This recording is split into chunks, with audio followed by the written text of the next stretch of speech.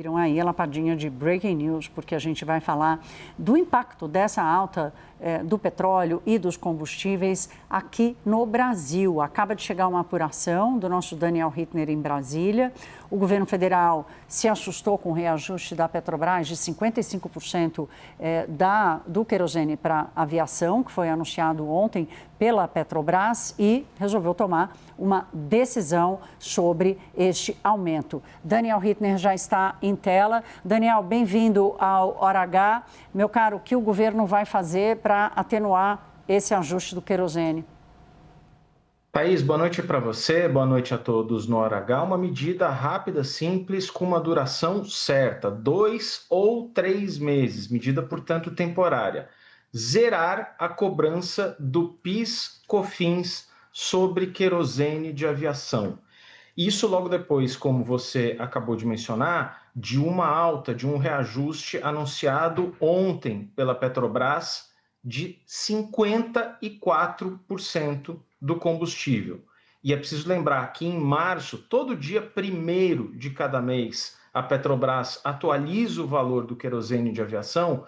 Em 1º de março já havia tido um reajuste de 10%.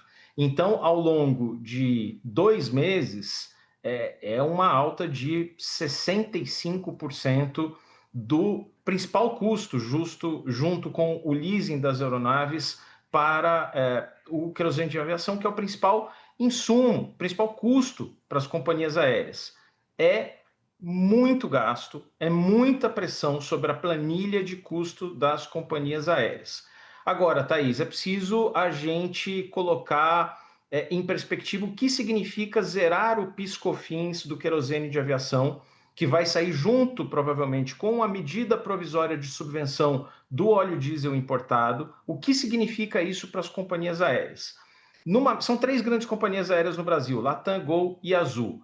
Em média, entre as 3, o que se gasta por mês com abastecimento das aeronaves de combustível?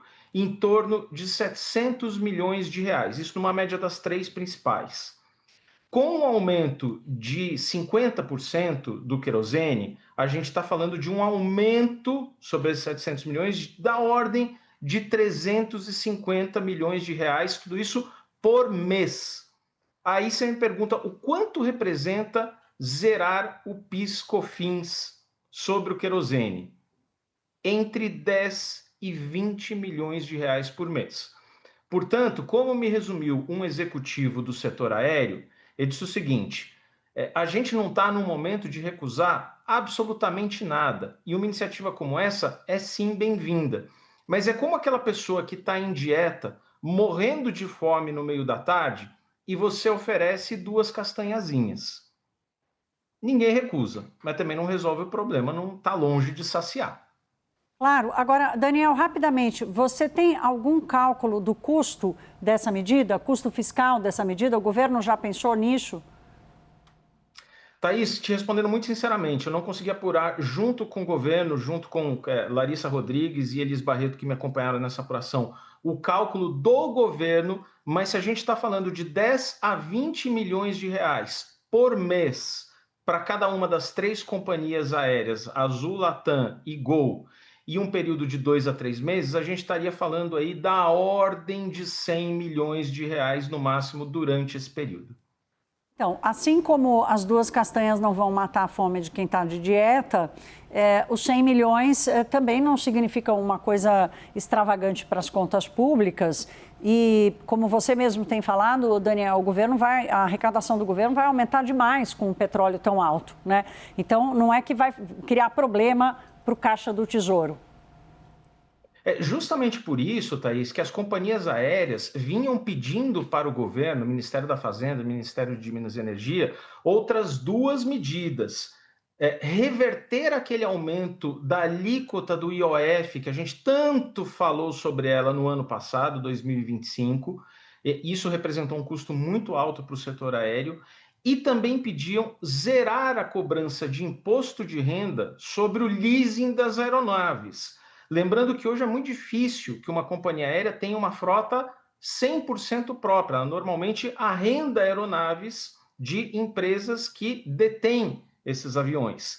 E o que as empresas vinham pleiteando para o governo era zerar o imposto de renda sobre o leasing. Sobre essas duas medidas, IOF e imposto de renda, nenhuma sinalização à vista. O que o governo considera já um aceno, já uma ajuda de caráter temporário, não quer perenizar, toma cuidado de não deixar isso sem uma porta de saída, é só realmente PIS/COFINS sobre querosene de aviação.